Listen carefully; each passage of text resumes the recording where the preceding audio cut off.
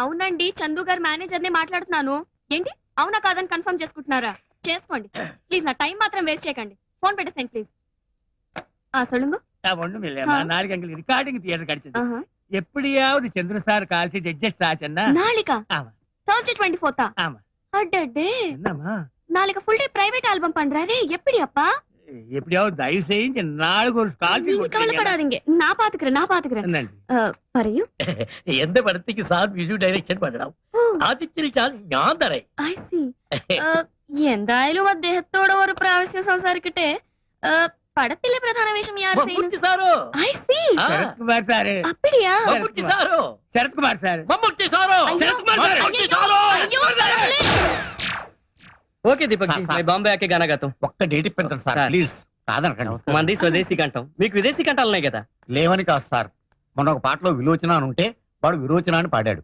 మా తమిళ డైరెక్టర్ ఏమో ఓకే చేశాడు, హిందీ డాన్స్ డైరెక్టర్ ఏమో విరోచనానికి మూమెంట్స్ ఇచ్చాడు. అంతా భ్రష్టు పట్టిపోయింది సార్. మరి అప్పుడు మీరేమైపోయారు? ఏమవటం ఏంటి సార్, సినిమా బిజినెస్ లో పడి వాళ్ళకాళ్ళు వీళ్ళకాళ్ళు పట్టుకుంటూ ఉండిపోయాను. ఈ ఆఖరి పాట ఒకటి పాడి పెట్టారంటే గట్టెక్కేస్తాను. మీ రెమ్యునరేషన్ మీకు ఇచ్చేస్తాను పువ్వులో పెట్టి, బిజినెస్ అయ్యాక. అలాగేనండి, మీరు ఒక్క పైసా కూడా ఇవ్వక్కర్లేదు. సార్. బుజ్జి, ఆయనకి డేట్లు చెప్పు. నమస్కారం. మాజీ आप फिक्र मत करना, मैं देख लूंगी, ठीक है? శుక్రియా. సురేఖ, ఏంటండి? ఇందులో 10,000 తక్కువగా ఉన్నాయి. ప్రొడ్యూసర్ ఎంత ఇస్తున్నానని చెప్పాడు? 2 లక్షలండి. కొత్త నెక్లెస్ ఒకటి ఆర్డర్ చేసి దానికి అడ్వాన్స్ గా 10,000 కట్టాను. అన్నయ్యతో ఒక మాట చెప్పావా? మీరు పంపించారని చెప్తే మీ డబ్బే అనుకున్నాను. ఇక్కడ మీది మాది అంటూ ఏదీ లేదు, అంతా మనదే. ఏం చేయాలనుకున్నా అన్నయ్యతో చెప్పి చేయడం పద్ధతి. సరే, అయిందేదో అయింది, ఇంకోసారి రిపీట్ అవ్వకుండా చూడు.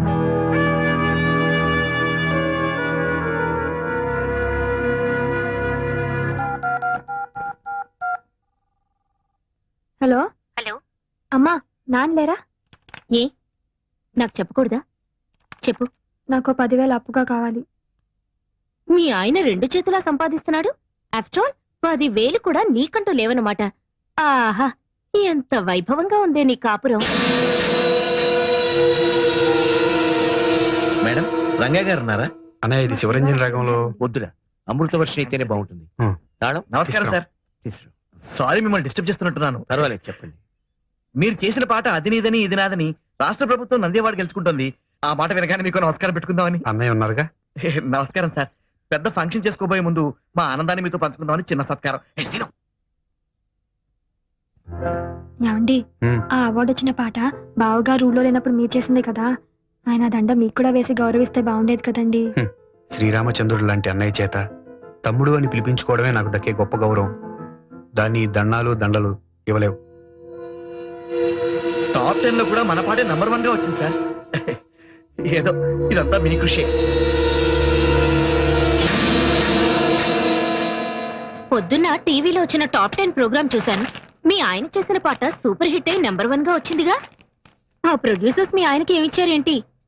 ఆ పెద్ద ఆయనకి పెద్ద పూలదండేసి రవ్వ లొంగర డైమండ్ రింగ్ ప్రెసెంట్ చేశారు. పెద్ద ఆయనకా? ఆయన తీసుకున్నారా? లక్షణంగా. బాగుంది. సొమ్మొకటిది సోకొకటిది అంటే ఇదే.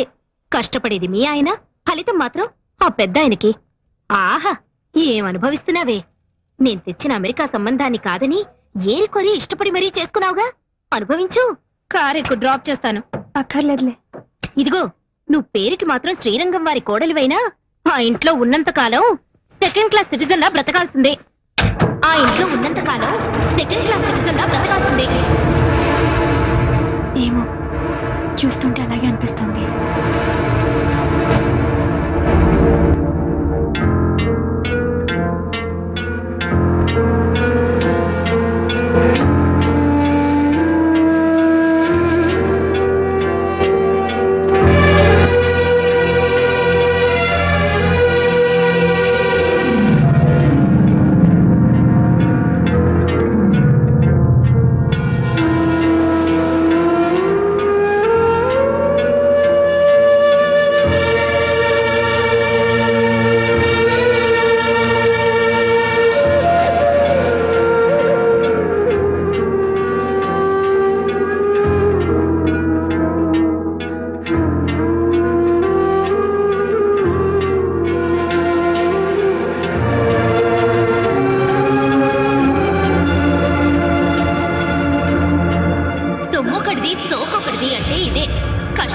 మీ ఆయన ఫలితం మాత్రం ఆ పెద్ద ఆయనకి వచ్చి బయటపడి మీ ఆయన విలువేంటో నిరూపించుకో.